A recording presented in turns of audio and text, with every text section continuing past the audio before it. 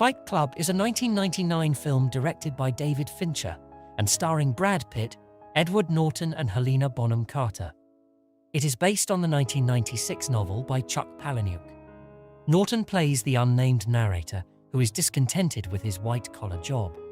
He forms a fight club with soap salesman Tyler Durden and starts a relationship with the beguiling Marla Singer. In 2009, on its 10th anniversary, the New York Times dubbed it the defining cult movie of our time. Author Chuck Palahniuk first came up with the idea for the novel after being beaten up on a camping trip when he complained to some nearby campers about the noise of their radio. When he returned to work, he was fascinated to find that nobody would mention or acknowledge his injuries, instead saying such commonplace things as, "How was your weekend?" Palahniuk concluded that the reason people reacted this way was because if they asked him what had happened, a degree of personal interaction would be necessary, and his workmates simply didn't care enough to connect with him on a personal level. It was his fascination with this societal blocking which became the foundation for the novel. Chuck Palahniuk revealed that when he wrote the book, he did not actually know that Tyler and the narrator were the same person until he was 2/3 of the way through writing the story, at which point he noticed that they acted together as one person, so he chose to add the twist to the ending. There are lots of examples of Tyler and the narrator being shown to us as the same person. Here are a few you might have missed. After the narrator's apartment blows up, he needs somewhere to stay. He calls the number Tyler Durden gave him, but there's no answer. Within a few seconds, Tyler calls the narrator back on the same payphone. However, if you look a little closer, there's an inscription that says the phone doesn't do incoming calls. This means it's impossible for Tyler to call back if he was a real person. When Tyler and the narrator are on the bus, the long-haired guy pushes past Tyler without a word, then says, "Excuse me," as he pushes past the narrator. When Tyler and the narrator hit the first car with baseball bats, Tyler hits first, but the alarm is triggered only after the narrator hits. Tyler and the narrator get into a big argument midway through the film that results in a serious car crash. The car tumbles several times, but when the narrator is removed from the vehicle, he's clearly dragged from the driver's seat of the car.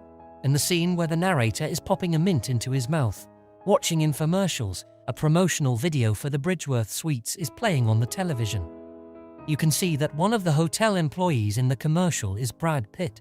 When Tyler catches the narrator listening at the door as he has sex with Marla, he is wearing a rubber glove. This was Brad Pitt's idea, and it caused a great deal of controversy with Laura Ziskin, president of production at Fox. She was horrified when she saw the scene and demanded that it be removed. However, at a subsequent test screening, the appearance of the glove got the biggest laugh of the whole movie, prompting Ziskin to change her mind. During the shooting of the film, Helena Bonham Carter insisted that her makeup artist apply all of her eye makeup with her left hand, because Bonham Carter felt that Marla was not a person who would be particularly skilled at or concerned with correctly applying makeup. Makeup artist Rob Bottin had to build 2 different fat suits for Meat Loaf, one with nipples and one without, because the filmmakers weren't sure if 20th Century Fox would approve the suit with the prominent nipples. The buildings that blow up in the end are all Fox-owned buildings digitally composited into the shot. It was feared that it would invite legal action against the production if they portrayed real credit card companies blowing up. When the narrator hits Tyler Durden in the ear, Edward Norton actually did hit Brad Pitt. He was originally going to fake it, but before the scene, David Fincher pulled Norton aside and told him to really hit Pitt. This was the take they used in the film, and after Norton hits Pitt, you can see him smiling and laughing while Pitt is in pain. Director David Fincher shot 38 takes of the scene between Tyler Durden and the narrator in Lou's bar after the narrator's apartment has blown up. Each take was filmed with 2 cameras, and for every individual take, Fincher would give the actors a rough idea of what to do, and they would improvise most of the dialogue. The scene as it exists in the finished film is made up of segments from many different takes, and much of the dialogue, especially Tyler's, was completely ad-libbed on set. The layout of the narrator's apartment was based on an apartment that director David Fincher lived in when he first moved to Los Angeles. Fincher decided to model the location on this apartment because he claims that whilst he was living there, he always wanted to blow it up. After the copyright warning, there is another warning on the DVD. This warning is from Tyler Durden, and is only there for a second. If you are reading this, then this warning is for you. Every word you read of this useless fine print is another second off your life. Don't you have other things to do? Is your life so empty that you honestly can't think of a better way to spend these moments? Or are you so impressed with authority that you give respect and credence to all who claim it? Do you read everything you're supposed to read? Do you think everything you're supposed to think? Buy what you're told you should want?